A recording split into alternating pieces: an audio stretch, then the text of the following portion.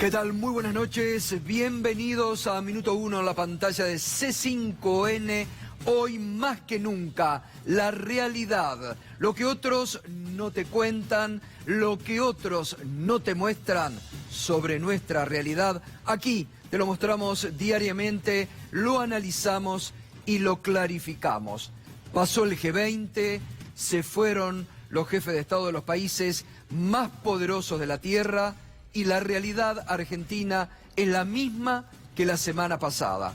Dura realidad la que nos toca afrontar en la economía por sobre todas las cosas, admitida incluso por la titular del Fondo Monetario Internacional, Christine Lagarde, que en el marco de estas reuniones dijo que la Argentina aún le quedan para pasar 4 o 5 meses más de penurias económicas. Pero claro, como lo venimos analizando objetivamente aquí, esta noche con nuestros especialistas, por suerte en este programa tenemos un especialista en temas internacionales que sabe de qué se trata, como Pedro Brigger, y de economía de Fernando Alonso. Vamos a hablar y vamos a contar objetivamente qué dejó la cumbre para la Argentina, qué dejaron las reuniones bilaterales. ¿Sabe qué?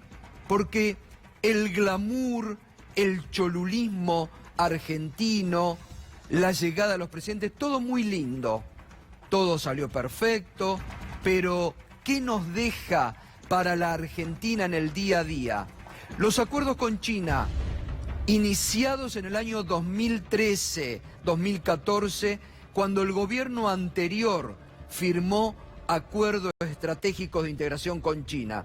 En ese momento, el actual presidente y el PRO los tomaron para la risa. Decían que era un cuento chino, que el SWAT eran papelitos de colores. Incluso el presidente Macri denunciaba que no iba a reconocer esos acuerdos porque a él no le gustaba. Ayer el presidente retomó la línea de los acuerdos firmados por la expresidenta Cristina Fernández de Kirchner. ¿Cómo serán de similares unos y otros? Que en aquella oportunidad la expresidenta, ¿sabe qué le regaló al presidente de China, que es el mismo que estuvo ayer en la Argentina? Caballos de polo.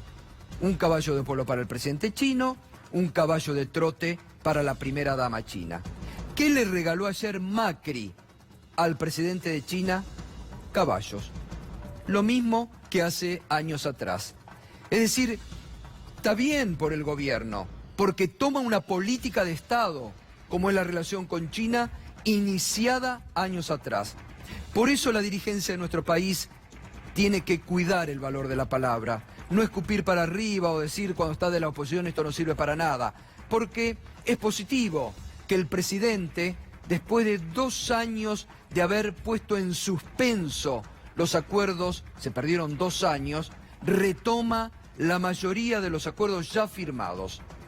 Se han renovado, pero deja fuera algo vital para la Argentina, que son las centrales nucleares. Vamos a explicar por qué ese tema queda fuera y esta noche nos van a acompañar aquí trabajadores de las centrales de Atucha que realmente ven como algo poderoso para la Argentina desde el punto de vista tecnológico, científico, pero también estratégico. Se puede perder definitivamente por la presión de Estados Unidos. Pero en el medio de todo esto, que todavía queda el aroma de lo que fue la cumbre del G20, hay temas de los que no podemos dejar pasar por alto. Hoy, el decreto del presidente y de la ministra de Seguridad, Patricia Bullrich, pone una voz de advertencia sobre lo que se puede venir para las fuerzas de seguridad. Nos podés acompañar con el hashtag Permiso para Matar, porque de eso se trata. Las fuerzas de seguridad tienen a partir de hoy un nuevo protocolo peligroso para la historia de las fuerzas de seguridad y de ciertas policías provinciales de gatillo fácil. A cualquiera le puede tocar un gatillo fácil en la Argentina. Nadie está exento. Está muy bien que con la ley se persiga a los delincuentes que matan, que asesinan, que violan, pero que la policía tenga permiso para matar sin dictar una orden de detención, una alerta o porque alguien está sospechoso, es peligroso para el historial de nuestras fuerzas de seguridad. Nos vamos a ocupar de ese tema también, porque es un tema que hay que hablar, discutir, debatir en la Argentina de hoy. Esto decía hoy la ministra de Seguridad, Patricia Bullrich, sobre este nuevo protocolo. Yo te diría que hasta ahora los miembros de la Fuerza de Seguridad no podían usar las armas para defenderse o para defender a la gente. Tampoco lo podían hacer para detener a un delincuente o para impedir que un delincuente peligroso se fugue. Cuando, por ejemplo, había matado a alguien o había intentado matar a una persona, un delincuente. El delincuente tenía que tirar. Y una vez que él tirase o que manifiestamente estuviese a punto de tirar, recién en ese momento lo podía hacer. Es decir que siempre se dejaba a la fuerza de seguridad en una situación de inferioridad.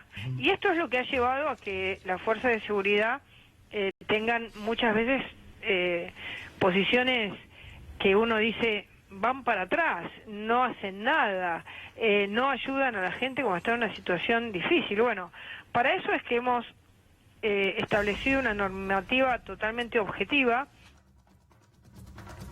Bueno, esta noche vamos a estar con María del Carmen Verdú de la Correpi debatiendo y analizando este tema, porque reitero, es peligroso para algunas fuerzas de seguridad y algunas policías provinciales que tienen un historial negro en gatillo fácil y muertes de muchos inocentes. No se les puede dar un cheque en blanco a nuestras fuerzas de seguridad, lamentablemente. Mire lo que pasó en el lago Mascardi con Rafael Nahuel, asesinado por la espalda, cuando no tenía un arma, por las dudas. Mire lo que pasó con Chocobar, lo más cercano. Tema que reiteramos, la justicia ha dicho en todas sus instancias que Chocobar ha sido culpable, no inocente. Sin embargo, el gobierno, Patricia Bullrich, el presidente, siguen apostando al límite. Para cierto sector que sigue al gobierno y a Cambiemos le da rédito, a punto tal que hoy el presidente se permitió jugar con la imagen de Patricia Bullrich y decir cómo me ven como compañera de fórmula a Patricia. Lo vamos a estar debatiendo con alguien que sabe, como María del Carmen Verdú, enseguidita. Nos metemos con otro tema que en el medio de la cumbre del G20 pasó como desapercibido. El juez federal, lo estuvimos marcando igualmente nosotros aquí la semana pasada, el juez federal Geral dio por cerrado el caso Santiago Maldonado.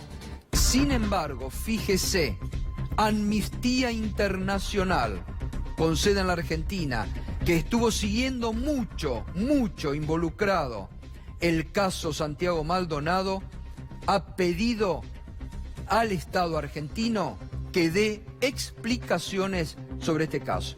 Esta mañana en Radio 10, en Mañana Silvestre, hablábamos con la titular de Amnistía Internacional y justamente esto, lo que nos decía, el Estado tiene obligación de esclarecer los hechos y sancionar a los responsables por la muerte de Santiago Maldonado.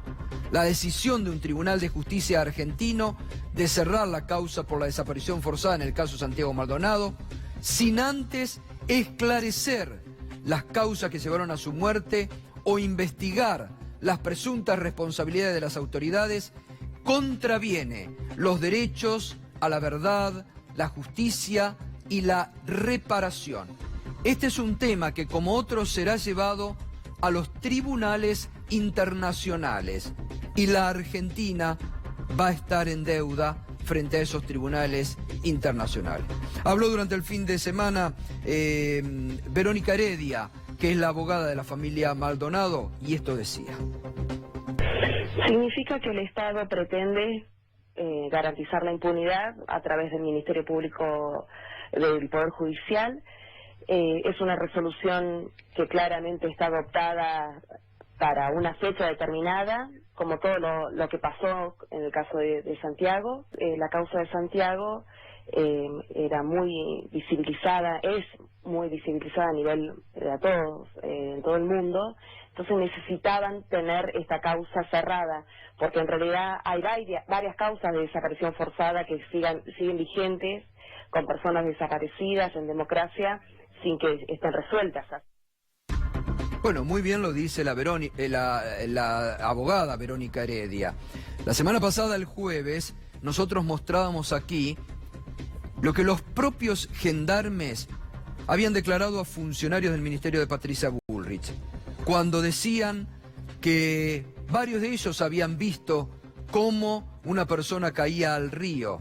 Llamativamente el juez dice que nadie vio, que Santiago Maldonado se hundió solo, que nadie lo vio. Es que el papel de la Gendarmería no fue investigado.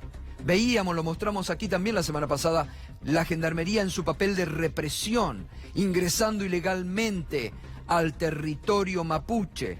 Porque una vez más vale recordar, y esto no es cargar sobre una fuerza de seguridad, es limpiar el nombre de una...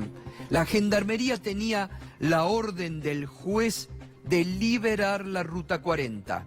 Cuando la Gendarmería llegó ya prácticamente estaba liberada. Pero en la ferocidad que demostraban, ingresaron ilegalmente al territorio mapuche, persiguieron entre ellos a Santiago Maldonado, obligándolos y lo llevaron al río. Entonces, esto es lo que ahora la justicia internacional va a tener que establecer. También va a estar esta noche una representante de Amnistía Internacional. Este fin de semana, en 25 de mayo, en la ciudad natal de Santiago Maldonado, hubo una marcha y su mamá, Estelita, habló y decía lo siguiente. Fuerza, Estela, que estamos todos. Fuerza, Estela. Fuerza, familia, fuerza todos.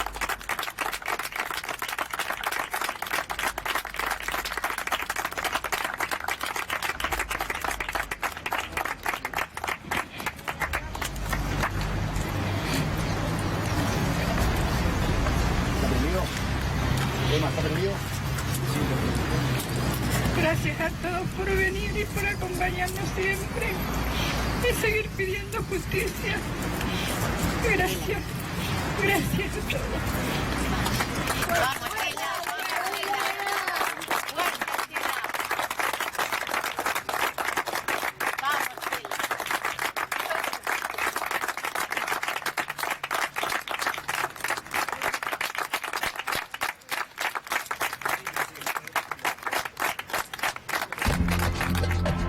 Es el dolor de otra, como muchas madres del dolor en nuestra Argentina, que siguen clamando justicia, con la simpleza, con la humildad que ha caracterizado y el respeto que siempre ha caracterizado a los padres de Santiago Maldonado. Estelita, con esa simpleza, simplemente diciendo gracias por acompañar y seguiré pidiendo justicia. Una justicia que se le ha negado en nuestro país porque hubo un blindaje del gobierno de Macri y de su ministra de Seguridad sobre una fuerza donde algunos de sus integrantes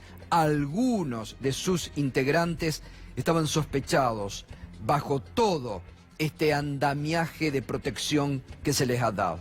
Y ahí, para salvar el honor de esta fuerza, es que se tendría que haber investigado.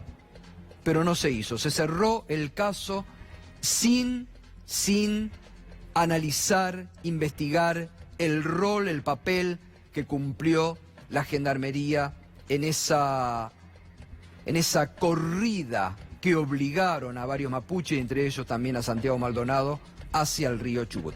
Lo vamos a recuperar enseguida este tema y nos metemos ya en el día a día, la economía que sigue mostrando datos negativos en las últimas jornadas. El consumo, por ejemplo, que cayó en forma estrepitosa durante el mes de noviembre, con una caída del 15,6% en noviembre. Las ventas minoristas tuvieron su mayor baja en el año. Ante la situación, desde la CAME piden que se relance el programa Ahora 12 sin interés, tasas diferenciales para las pymes, y que el año próximo el Congreso sancione una reforma laboral que permita bajar la presión de las contribuciones patronales. Un desplome en el consumo.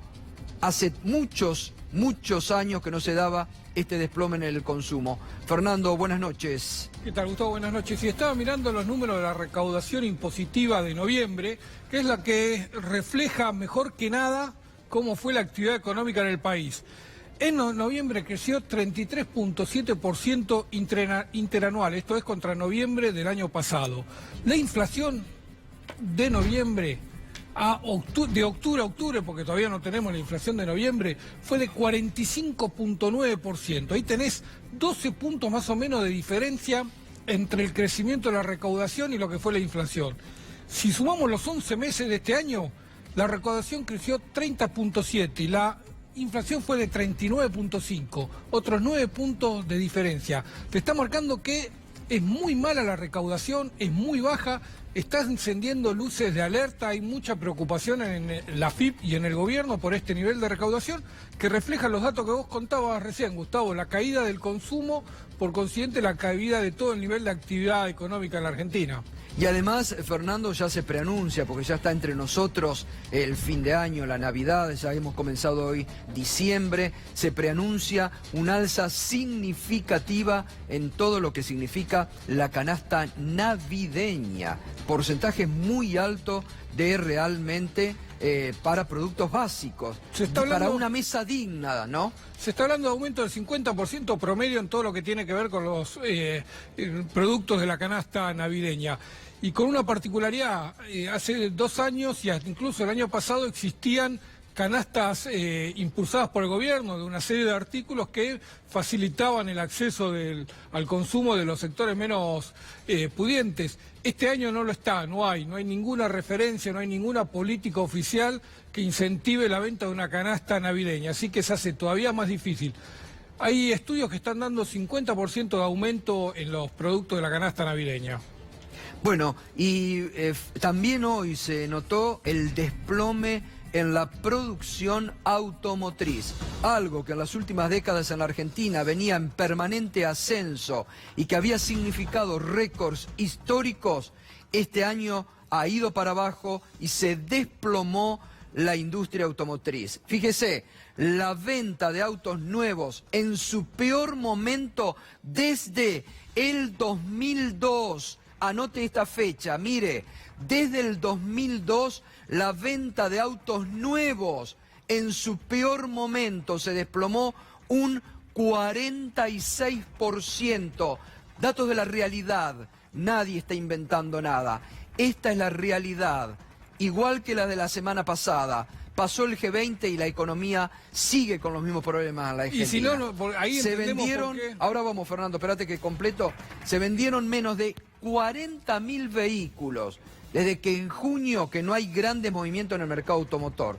Lo que me sale es la pick-up para el sector. Hoy leía, Fernando, que una marca de primer nivel de nuestro país para incrementar las ventas en el sector ganadero, en el sector agropecuario, ofrece y acepta como forma de pago canje por maíz. Por maíz. Yo no sabía que esto se hacía en la Argentina. Sí, una marca de primer nivel, canje por maíz como forma de pago de una 0 kilómetros. Sí, no solo hacen eso. Es una política que en algún otro momento de la historia también se repitió, la practicaron. E incluso te fijan el valor del maíz futuro. Vos podés disponer hoy del producto y pagarlo cuando levantes la cosecha. Eso está hablando de la crisis que hay en el sector, ¿no? Sí. Y la caída de la venta de autos tiene mucho que ver con la falta de financiamiento, con la tasa de financiamiento que hay. Es imposible vender un auto, no pueden venderlo ni por financiamiento ni por los planes de ahorro previo. La cantidad de familias que resignaron los planes de ahorro porque no pudieron afrontar el aumento de la cuota es muy, muy grande, y hay mucha preocupación en las empresas, incluso automotrices de primer nivel, que pospusieron aumentos para el 2019 para no cargar tanto las cuotas de los planes de ahorro, y aún así no logran sostenerlo. Hay mucha preocupación porque no pueden ni rematando. Te digo, vos decías lo de los maíz. Hay automotrices que sacaron a la venta por remate vehículos 0 kilómetros que no pudieron colocar a precios de 40, 50 y 60% del valor de lista y no los podían colocar. Hay mucha preocupación. Bien, y también, bueno, hoy al menos una buena noticia, al menos porque YPF redujo el precio de sus naftas. YPF bajó el precio de las naftas, pero subió el gasoil. Dispuso a partir de hoy una rebaja de entre el 1 y el 1,5 en el precio de las naftas y un aumento promedio del 3% al gasoil. Pero en promedio ahora YPF está más barata, es la nafta más barata, ¿no? Con relación a las otras empresas, ¿no? Es la nafta más barata, hace esta reducción de precio después del incremento que tuvo el sábado por la aplicación del impuesto a las transferencias de los combustibles, que eso lo dispone el gobierno.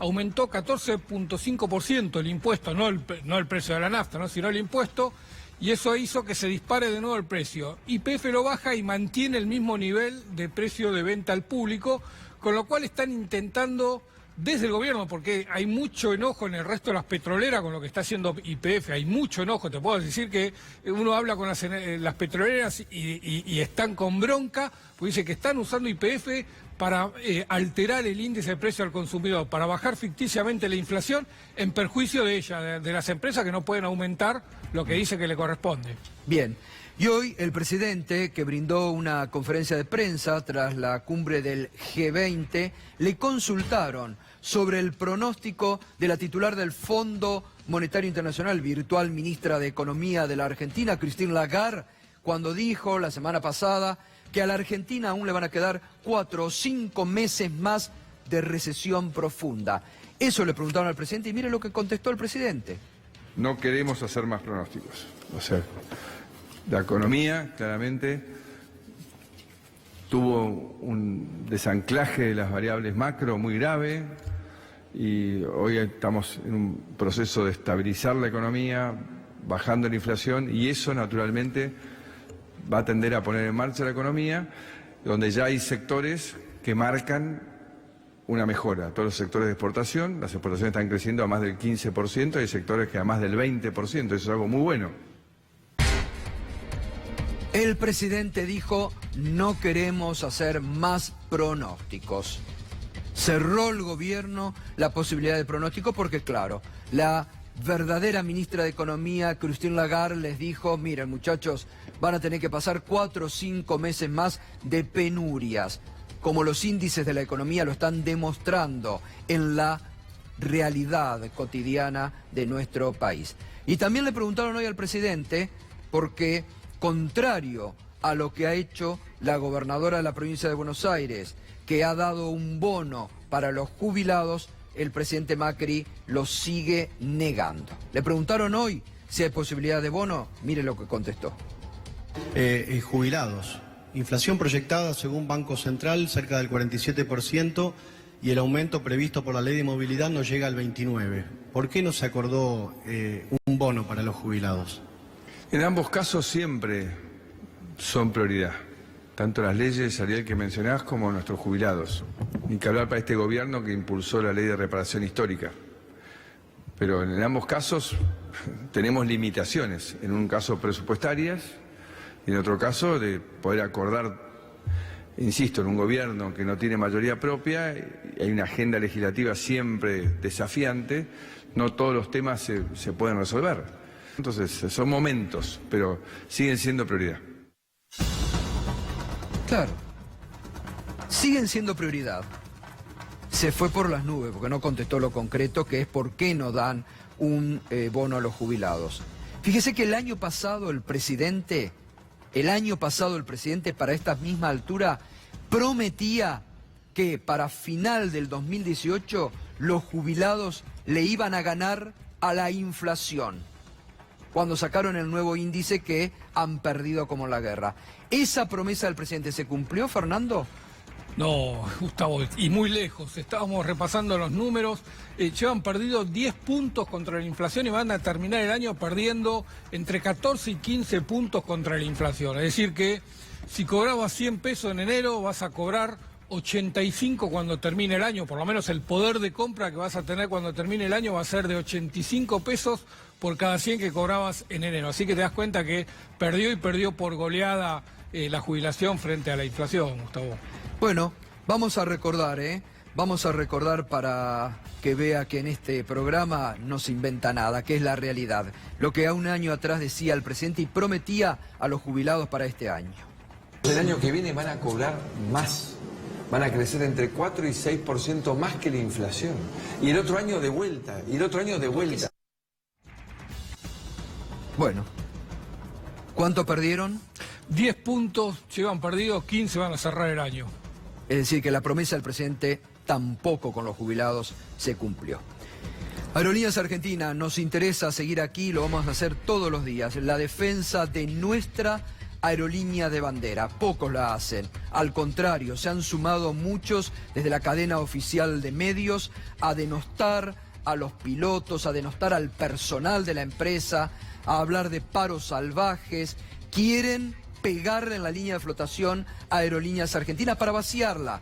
Está clarísimo. Pero fíjese cómo empieza de a poco a surgir el sentimiento de lo que significa Aerolíneas Argentinas para muchos de sus integrantes y para los pilotos. Sin que nadie los presione, espontáneamente comienzan en las redes sociales este tipo de expresiones, como el caso de Roberto Casañé, piloto de Aerolíneas Argentinas, desde hace muchos años. Mire lo que dijo.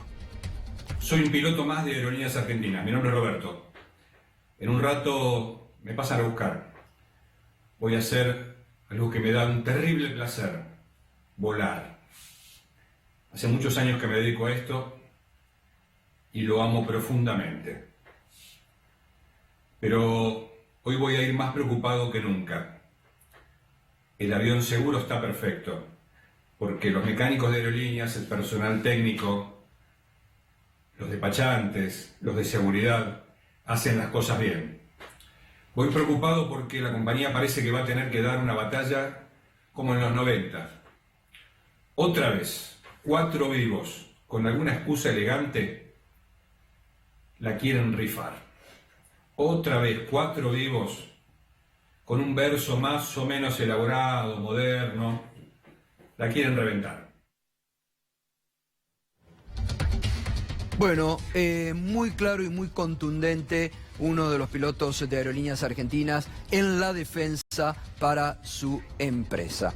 Y todo un clima de época también para demostrar, para ver que esta es también la realidad en este clima de época que vive la Argentina, de élite, de situaciones de ciertas élites que se mueven junto al poder y que discriminan a los que no forman parte de esa élite. Hemos hablado aquí lo de Nordelta. La semana pasada, en el Consejo Deliberante de Tigre, Cambiemos rechazó la posibilidad que había enviado el proyecto del intendente de habilitar Nordelta a las líneas de colectivo para que todos puedan utilizar las líneas de colectivo y todos tengan acceso por igual. Porque, ¿sabe qué? Mire lo que pasa con las empleadas domésticas o el personal doméstico que trabaja en Nordelta cuando quieren trabajar o subir a una combi. Mire lo que pasa. Viene lleno este. Mira que me va. No sé si se llama, a ver si me llevan. No sé si me llevan.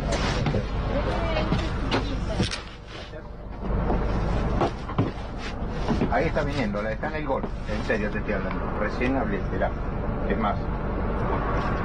No, ya escucha, no te estoy mintiendo. Sí. ¿Dónde estás, cabezón? Porque acá tengo gente y dice que no.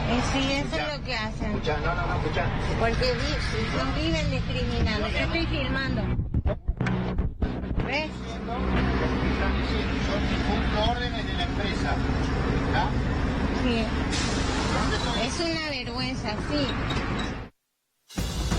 Ahí está, clarísimo, cómo bajan a una persona cumpliendo órdenes de la empresa, porque claro, no pueden viajar todos por igual, porque a algunos les molesta tal vez el olor a transpiración u otros olores. Esto sucede también aquí en la Argentina. Pedro Brigger, buenas noches, Pedro. Un primer análisis de lo que a tu entender deja la cumbre del G20 entre nosotros.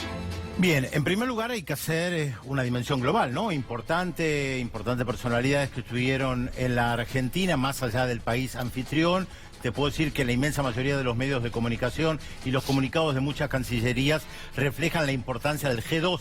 Esto es la cumbre entre el presidente de los Estados Unidos y el presidente de China. Uno puede pensar, ¿qué pasó con América Latina en esta cumbre? Fíjate, Gustavo, que más allá del país anfitrión, Argentina en este caso, los dos gigantes de América Latina, podemos decir que brillaron por su ausencia. Michel Temer, prácticamente inadvertido. Claro, se va y no tiene nada para ofrecer. Y Peña Nieto, que firma un acuerdo en realidad empujado por los Estados Unidos y que también se va porque al día siguiente asumía López Obrador en México. Ahora, una pregunta que yo me hago, Gustavo, es ¿por qué no se transmitió por televisión ese famoso retiro? Que ahí es donde se dijeron algunas cosas los representantes de los países más poderosos. ¿Acaso los ciudadanos y ciudadanas no tenemos derecho a saber qué es lo que discuten? Podemos inferir de lo que dicen en la Cancillería china o en la de los Estados Unidos o algunos otros países. Sí hay una cuestión clara respecto al documento. En la inmensa mayoría de los análisis se acuerdan que este documento es un documento bastante lavado, aunque se señala que Estados Unidos decide retirarse a los acuerdos de París. Esto es el tema del calentamiento global. ¿Cuál es el problema para China? China tiene una estrategia a muy largo plazo. China hace 40 años que viene trabajando en una estrategia a muy largo plazo y se encuentra con cambios de gobierno en los Estados Unidos impredecibles.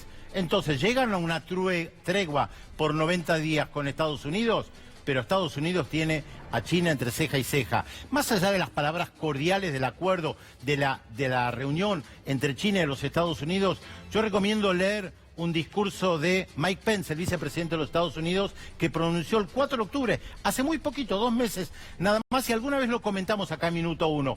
Durísimo respecto de China, durísimo. No nos engañemos por una reunión bilateral donde se llegaron a determinados acuerdos. Estados Unidos no quiere para nada un acuerdo con China porque están en posiciones opuestas hoy. De hecho, Donald Trump vetó de los convenios firmados entre Argentina y China el tema de las represas nucleares.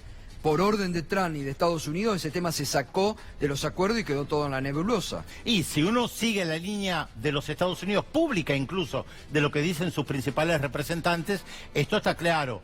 No quieren ningún crecimiento nuclear por parte de China o que pueda venir de la mano de China. China insiste con el multilateralismo. Hoy el presidente de China publicó un artículo muy interesante en un diario en Portugal donde insiste con este eje, multilateralismo, que es lo opuesto a lo que propone Estados Unidos, el unilateralismo. Por eso Estados Unidos, o el presidente Trump, ni siquiera participó de ese retiro que dijeron del resto de los líderes del mundo. Exacto. Bueno, y quien se lució, quien se trató de mostrarse muy amable, él y su esposa, aquí entre nosotros, fue el presidente de Francia, Macron. Mientras ardía París, él estaba en Buenos Aires, recorría, andaba, degustaba platos típicos también, pero París no fue una fiesta este fin de semana. Es verdad, Gustavo. En realidad París fue una fiesta el 11 de noviembre. Ahí fue la gran fiesta de los 100 años del armisticio. Macron invitó a 70 líderes de todo el mundo, mucho más que el G20. Y todo salió a la perfección. Él estaba muy orgulloso.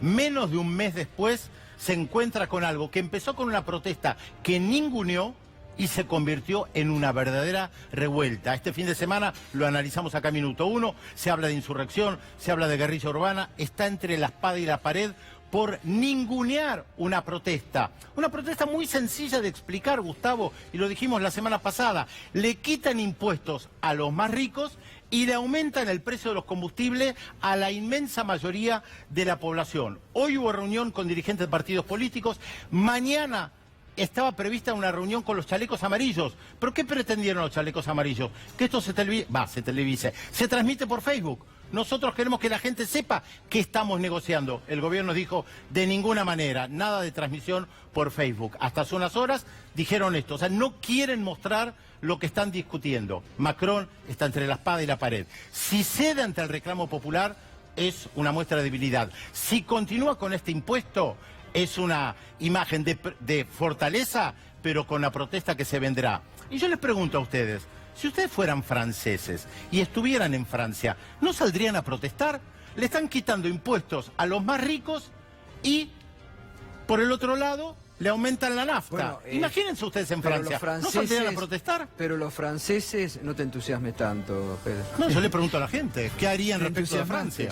No, pero los franceses tienen una historia de protestas, ¿o no? Sí, por supuesto que tienen una larga historia de protestas desde la Revolución de 1789. Bueno, pero sin irte tan lejos, de luchas gremiales, o la huelga de los transportistas, ¿cuánto fue hace? Que dejó meses y meses paralizada a Francia. Paralizado el sistema de transporte público, efectivamente. Lo novedoso que comentábamos la semana pasada, Gustavo, es que esto ha salido por fuera de los partidos políticos. Por eso lo ningunearon. Por Ahora, eso desde el gobierno pensaban que eran las redes sociales. Esto ocurrió en París, ¿eh? Esto que estamos viendo. Estas imágenes son dantescas. Esto era París. Sí. Para muchos la capital del mundo. Pero hay que agregar algo. No hay que... Porque fíjate vos que si esto ocurre en Argentina o en Buenos Aires, somos los inadaptados, los violentos, todo lo demás. Esto es la reacción de una sociedad y de un pueblo que, como bien decís vos, se hartaron. Dijeron, ¿por qué nos van a aumentar las naftas?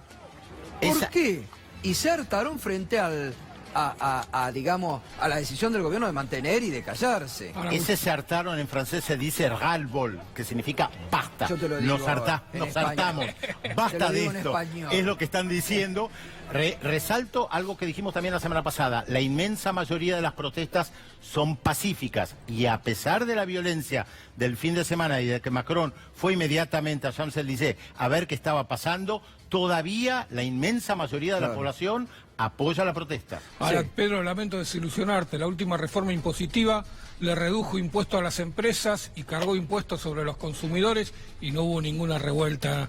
Y contó con todo el apoyo del Congreso, con todo el apoyo... Acá en Argentina, la última reforma impositiva del año pasado. Yo estoy hablando de Francia. Bueno, pero vos preguntabas qué pasaría, si acá no tendría... yo le pregunto a la gente si estuviera en Francia. ¿En Francia se quedarían de brazos cruzados? No, seguramente se sumarían a la protesta. Recordemos en Italia, hace años atrás, cuando les aumentaron la pasta, los espagueti para no confundir, ¿no?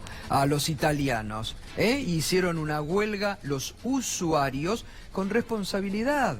Porque los usuarios, en definitiva, somos los que tenemos siempre el poder de veto y tenemos el poder de compra, no de mansamente de ir a pagar cualquier cosa, como ocurre hoy en la Argentina, con los precios no cuidados y que se han disparado y que ahora vamos a tener que para Navidad...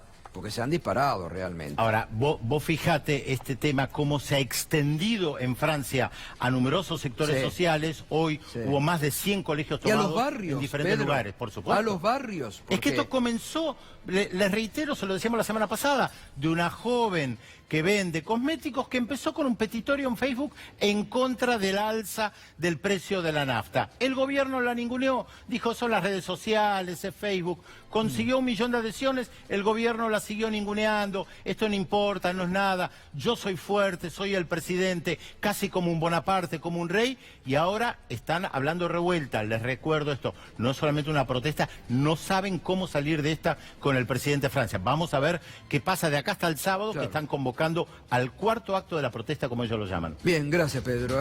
Y está María del Carmen Verdú, de la Correpi. ¿Cómo estás, María del Carmen? Gracias por venir. ¿Qué tal? Buenas noches. Vos sabés que me quiero quedar con esta imagen, pero para trasladarla a Argentina y preguntarte, ¿no te resultó sospechoso que en la marcha de la semana pasada no hubo incidentes, no hubo ningún tipo, hubo sí de algunas detenciones que fueron denunciadas, pero que no hubo ningún tipo de violencia como en otras marchas? Mira, lo dije pocas horas después que terminó la marcha en algún posteo en redes, cuando evidentemente, cuando al gobierno no le conviene que haya lo que ellos llaman incidentes, que nosotros siempre destacamos, si hablamos del 14, del 18 de diciembre, si hablamos del 1 de septiembre del año pasado, si hablamos de la marcha contra el presupuesto del 24 de octubre, hablamos de represión.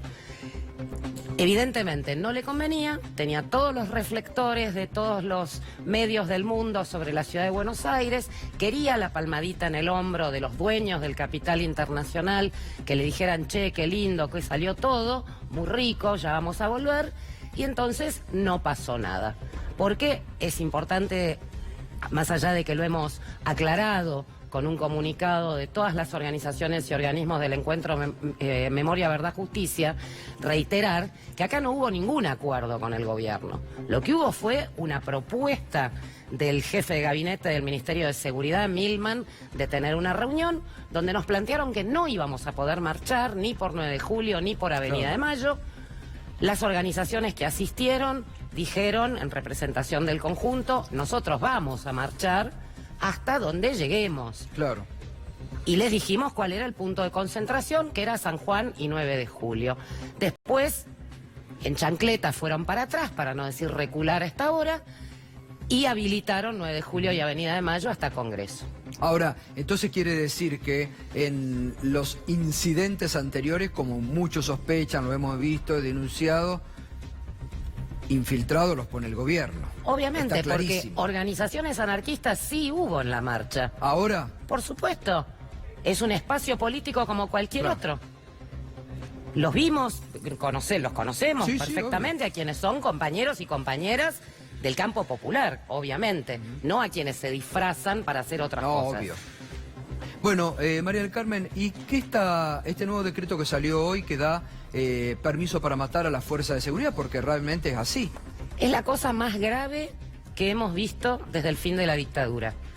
Ya la vez pasada, la última vez que estuvimos acá, decíamos, y era después de la represión del 24 de octubre, nos hemos quedado sin adjetivos para calificar este estado de excepción impuesto de hecho por el gobierno de Cambiemos en materia represiva, que tiene como objeto, por supuesto, que pase el plan de ajuste, de saqueo, de entrega, los acuerdos con el FMI, etcétera. Y ahora con esta resolución que se amagó antes del G20 con vocero oficial del Ministerio de Seguridad diciendo es solamente una cosita provisoria para garantizar la integridad física y la vida de los mandatarios internacionales que vinieron. Y al día siguiente de que se fueron todos, lo publicaron en el boletín oficial y de un plumazo han derogado, lo dice el artículo 3 de la resolución, se deroga toda legislación contraria. Todas las normas internas de cada una de las fuerzas, Policía Federal, Gendarmería, Prefectura, Seguridad, Policía de Seguridad Aeroportuaria, Servicios Penitenciarios, etcétera. Y además, sin decirlo, porque sería un escándalo internacional, es un escándalo internacional, se derogan también leyes nacionales que incorporaron límites internacionalmente acordados, como es el Código de Ética para funcionarios para cumplir la ley o los acuerdos de La Habana de 1990 de Naciones Unidas. Vamos a escuchar cómo hoy justificaba la ministra Patricia Bullrich esto. Hay mucho para contestarle. Bueno, vamos. Yo te diría que hasta ahora los miembros de las fuerzas de seguridad no podían usar las armas para defenderse o para defender a la gente. Tampoco lo podían hacer para detener a un delincuente o para impedir que un delincuente peligroso se fugue. Cuando, por ejemplo, había matado a alguien o había intentado matar a una persona, un delincuente, el delincuente tenía que tirar. Y una vez que él tirase o que manifiestamente estuviese a punto de tirar, recién en ese momento lo podía hacer. Es decir que siempre se dejaba a las fuerzas de seguridad en una situación de inferioridad.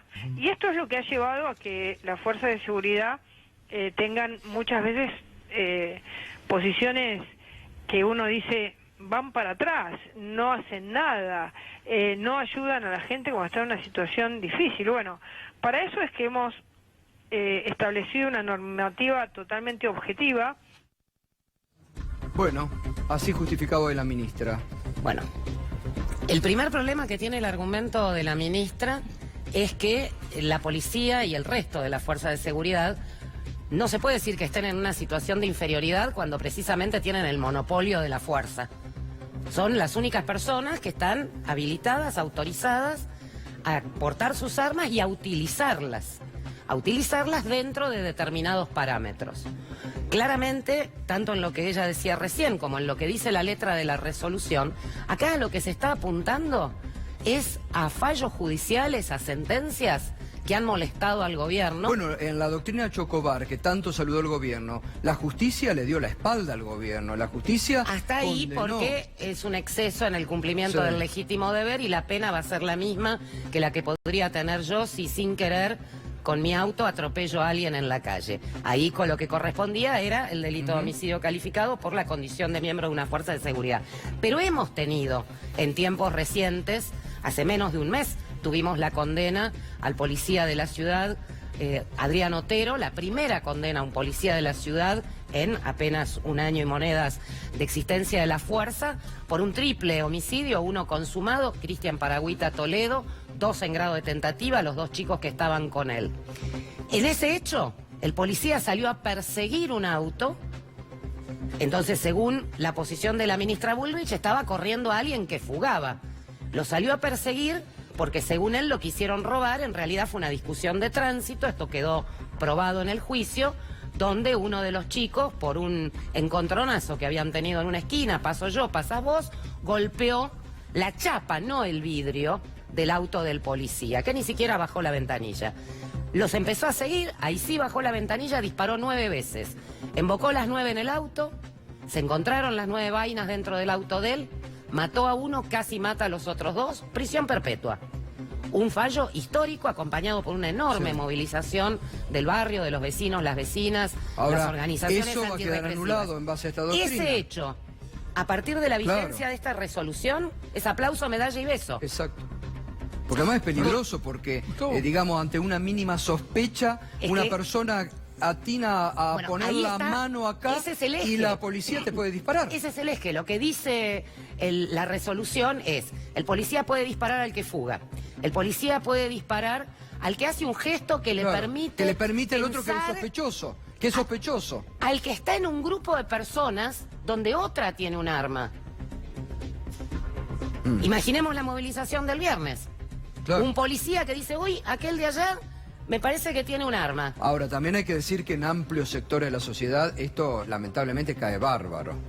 Lo que pasa es que... Porque hoy el presidente, a quien saludó, incluso jugó y dijo, les gusta Patricia Bullrich como mi compañera de fórmula, realmente les cae bárbaro. Que es un peligro. Ese es el otro lado de la cuestión que hay que mirar, y por eso son tan valiosos espacios como este, con independencia, para escuchar todas las voces, porque la otra cara de la represión directa, de la coerción, del uso de la fuerza, es la cooptación de consenso, la fabricación de un discurso hegemónico que no admite fisuras. Entonces nos dicen, bueno, pero Chocobar mató un delincuente, con lo cual le estamos quitando la categoría de ser humano a esa persona. El Código Penal dice el que matare a otro, no el que matare a un buen tipo. Fernando, vos querías... No, quería preguntar si este policía que recién relatabas con prisión perpetua puede en el futuro pedir la revisión por una ley más benigna y pedir un nuevo juicio. Si Macri sigue siendo presidente, todo puede pasar, absolutamente todo. En teoría no, porque en este caso, más allá de la cuestión de la ley más benigna, hay una cantidad de evidencias fácticas que hacen imposible la revisión de esa condena, más allá de que está en este momento en la Cámara de Casación porque la defensa apeló. Pero una cosa que es importante, volviendo a Otero, decir, porque tiene que ver con esto que señalaba Gustavo respecto de la letra de la resolución. Justamente uno de los puntos es si el policía piensa que la otra persona está armada, si cree que está armada. Exacto. Pues Otero durante todo el juicio se defendió diciendo, yo creí que tenían un arma, porque el chiquito adolescente del asiento de atrás del auto iba jugando a un jueguito con el celular. Sí, sí, es muy peligroso para cualquier familia, nadie está exento. El gatillo fácil hecho ley, y por eso hay que hacer lo que hicimos frente al intento del 2x1. Salir a la calle y oponerle protagonismo popular, como en Francia. Bien. Está Paola García Rey de Amnistía Internacional. Buenas noches, Paola, ¿cómo estás? ¿Van a llevar el caso Maldonado a tribunales internacionales ustedes? No, a ver, solo para aclarar, nosotros no somos parte en la causa local y todavía tiene su proceso y su contexto. Desde Amnistía Internacional lo que sí manifestamos es nuestra preocupación por los resultados, el cierre de la causa y el archivo de la causa. Para hoy, digamos, a nivel internacional y a nivel local, el mensaje que se ha transmitido desde Argentina es que nadie es responsable de la muerte de Santiago Maldonado, ya sea en el contexto de investigación por el delito de desaparición forzada, pero ya sea por ningún contexto en el cual haya un, digamos, responsable, sea del Estado, sea de quien sea, una respuesta sobre los hechos que conduzcan a establecer con claridad en el contexto de un operativo de seguridad falleció Santiago Maldonado. Claro, porque para el juez dice, se hundió. Exacto. Es producto de que no sabía nadar, de que hacía frío, que la ropa le pesaba, pero no lo analiza en ese contexto de represión feroz que la Gendarmería hizo, ¿no?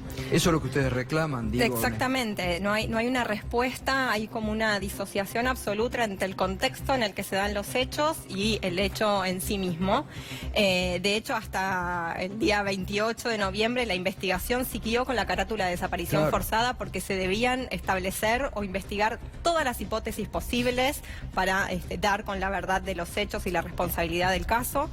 Se termina cerrando la de desaparición forzada, pero no se da ninguna explicación sobre qué pasa en ese contexto y en ese operativo que deriva en la muerte. Santiago Maldonado no estaba corriendo hacia el río en un contexto neutral, estaba escapando de las fuerzas de Gendarmería, una fuerza que intervino en ese contexto de manera irregular y todavía se están investigando también esos hechos, pero digo, llama poderosamente la atención, la celeridad con la que se elimina la hipótesis de la desaparición forzada y todo el resto de las hipótesis, y claramente Argentina va a tener que dar cuentas localmente e internacionalmente por la decisión. Claro, porque además de que la familia va a apelar y que puede llegar a instancias superiores, digo, puede llegar a tribunales internacionales. No, absolutamente, están dadas las condiciones, luego que lo que se conoce como que se termine el proceso penal interno, proceso del contexto interno, para dar lugar a la instancia internacional. Y es bien importante reconocer que Argentina ha estado a los ojos de la comunidad internacional este último tiempo en varios casos. Sí. Uno de ellos ha sido sin duda Santiago Maldonado. Y la rendición de cuentas de Argentina frente a las instancias internacionales en relación con la implementación de una agenda robusta de derechos humanos ha fallado en varias instancias en los últimos 2-3 años. Ahora, hay una relación entre lo que estábamos hablando recién de este permiso para matar que ahora le dan con lo de Santiago Maldonado, con lo de Rafael Nahuel, donde la prefectura por la espalda mata a una persona. Digo, hay una relación, ¿no? Porque también con el caso Maldonado, la ministra de Seguridad blindó a la Gendarmería. Dijo, acá no se discute nada. El gobierno blindó a la Gendarmería, ¿no? No permitieron ninguna investigación. No, absolutamente. A ver, si recordamos, el primer juez que interviene en la causa es el juez Otranto, no es el juez Geral, que es el que determinó la sentencia el 29 de noviembre. En ese contexto, el juez Otranto, en los primeros días que ocurre la desaparición, habilita a que las mismas fuerzas, que eran las que en principio eran responsables, o por lo menos sospechosas de haber intervenido en ese proceso o desaparecido, matado a Santiago Maldonado, esas mismas fuerzas operaban en el territorio sin ningún problema. Este abroquelamiento de defensa del operativo de la Gendarmería, pero además una señal de protección ciega. Cuando la causa la toma el juez Geral, ha habido un cambio en el cual se ha podido incluso establecer testimonios en la comunidad, un acercamiento incluso a la comunidad mapuche que habría sufrido la represión violenta en ese mismo contexto. Pero la impronta o la posición del Gobierno Nacional, del Ministerio de Seguridad, permaneció siendo siempre la misma. De hecho, en el marco de la causa, reiteradas veces han pedido que es el cambio de carátula, con la misma lógica, de no investigar todas las hipótesis, sino rápidamente optar por la hipótesis que les favorece. Tres cosas brevísimas. Primero, por algo, nosotros empezamos a hablar de instalación de un estado de excepción, de hecho, a partir de la desaparición forzada de Santiago y el fusilamiento de Rafael Nahuel, y ese gobierno que sale a decir la versión de las fuerzas es la versión de verdad, que después los jueces Bonadío y Torres aplican en las causas de diciembre, por ejemplo, o Martínez de Giorgi en la de septiembre. Segundo, una información importante, casi en carácter de primicia, el día miércoles a las 12, en el BAU, en el hotel recuperado por sus trabajadores y trabajadoras en Callao y Corrientes, va a haber una conferencia de prensa donde vamos a estar presentes los representantes de todos los organismos y organizaciones de derechos humanos, antirrepresivas, tanto del Encuentro Memoria, Verdad, Justicia, como otros espacios, acompañando a Andrea Antico y a Sergio Maldonado, que van a venir a contarle a los medios qué es lo que va a pasar de aquí en adelante desde su intervención en la causa como querellantes. Y lo tercero que me importaba mucho señalar es el eje central en esto que recién se mencionaba, de la intención deliberada de aislar el hecho de la muerte del contexto represivo, que es una vieja herramienta. Desde Correpi lo empezamos a denunciar en 1991, cuando quisieron hacer lo mismo con la muerte de Walter Bulacio.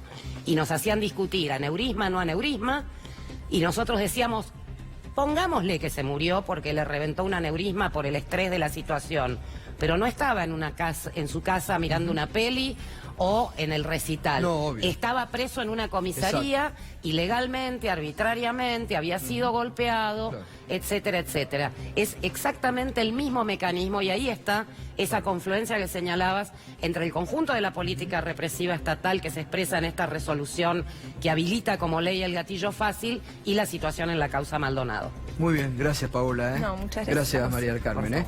Muy bien Pedro, gracias. Enseguidita, tras la pausa, nos vamos a meter de lleno en lo que deja la cumbre del G20 para los argentinos. Los acuerdos con China, cuánto de lo que ya se había firmado se volvió a firmar ahora, qué es lo que Estados Unidos ha vetado para la Argentina y otros acuerdos de las bilaterales. ¿Qué pasó con otras reuniones bilaterales? Enseguidita. Y además, el gobierno quiere usar la reunión del G20 para relanzar ya la gestión, pero la reelección de Macri. Van a estar aquí los encuestadores, los analistas económicos, a fondo lo que el G20 nos dejó.